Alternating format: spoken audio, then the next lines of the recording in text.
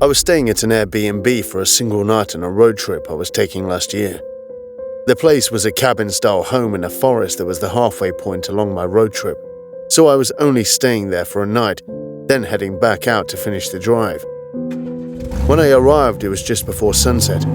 I drove down a rather long gravel road for a few minutes until I reached the cabin. It looked older than I was expecting, and the walk from the driveway up to the front door was a small dirt path that had been turned to mud from a recent rainfall.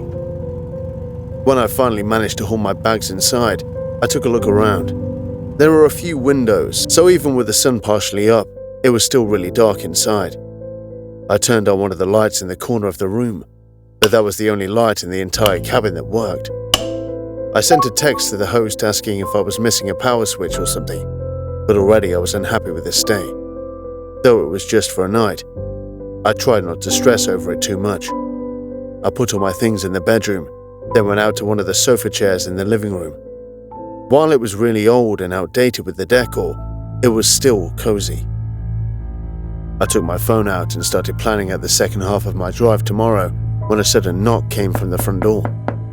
They knocked so loudly I was actually more angry and confused about who was there. There were no people or anything to look out for, so I just opened the door. A man was on the porch in heavy winter clothing and had a big smile on his face. It was a bit breezy outside, but it definitely wasn't necessary to be wearing a snow jacket. Anyway, he said he was the host and was there to help me with the lights. I wasn't really happy about him coming down without telling me, and honestly, I didn't care that much about the lights. But since he was already there, I agreed to let him help. He walked right into the living space and up to one of the lamps and started tinkering with it. While he did that, I looked out into the driveway, and strangely, I didn't see any of the cars.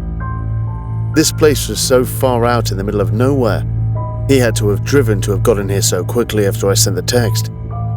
I turned back around to ask the host about it, but he was already looking at me from across the room. There was an awkward moment of us looking at each other before the man smiled and apologized, saying he couldn't figure it out. I said not to worry about it, that I had to get to bed soon anyway, then stepped aside to let him out. He slowly left the cabin and walked away without saying anything else. The whole thing was weird, and I was very interested in how he could possibly have gotten here without a car, so I watched him. He walked pretty far down the gravel driveway and looked like he was just going to keep walking, but then he stopped and turned around. I watched, hoping he couldn't see me, as the man stared at the cabin and just stood there. Then he just walked off the gravel to the side until he was in the forest. I wasn't sure what to think about everything that just happened, but seeing the host dressed like he was living outside and then watching him walk into the forest gave me a really bad feeling. I stayed up for another 20 minutes on the phone, checking the windows every so often, and just before I was going to get ready for bed, there was a loud knock on my door again. I was sure it had to be the host, but it was too dark for anyone to be showing up. They knocked again with the same aggressiveness. I really didn't know what to do, so I just stayed quiet. After a minute, I heard him walk around to the side of the cabin. I cautiously walked into the bedroom and shined my phone light so I could see. I listened to their footsteps until they got right next to the window where they stopped. There was a moment of silence as I shined my light to the window, waiting for them to come into view. Then they turned around and started walking away. I listened until they were too far for me to hear. Then I gathered up everything I had and ran out to my car. I drove to the nearest gas station, which was 6 miles away, then called the police. I didn't know what was going on there, but I figured it was better to be safe than sorry. The police contacted the Airbnb host, and I was horrified to see that it was a different person than the man who had come by.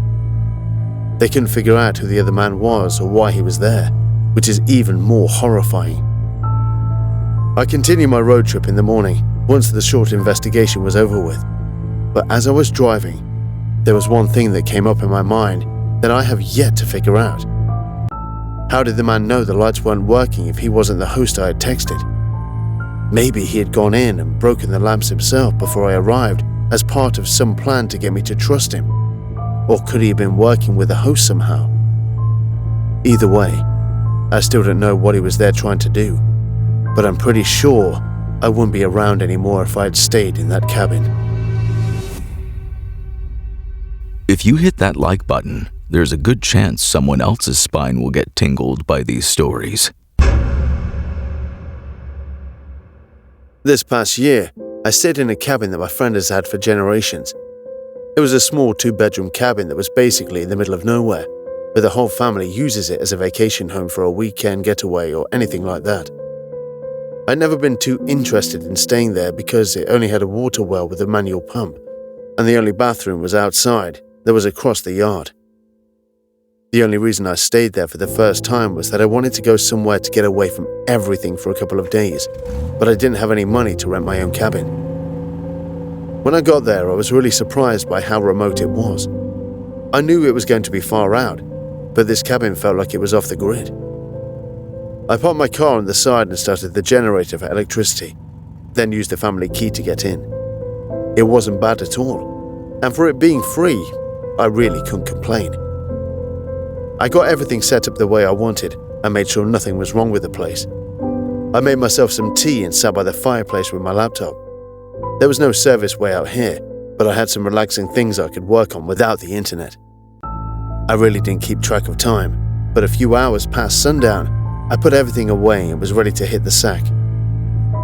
I went outside to turn off the generator so that it wouldn't waste the fuel, but out in the woods there was a light.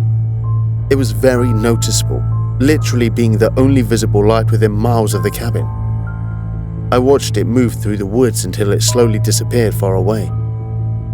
I stayed outside for another few minutes to make sure it was actually gone, then went back inside.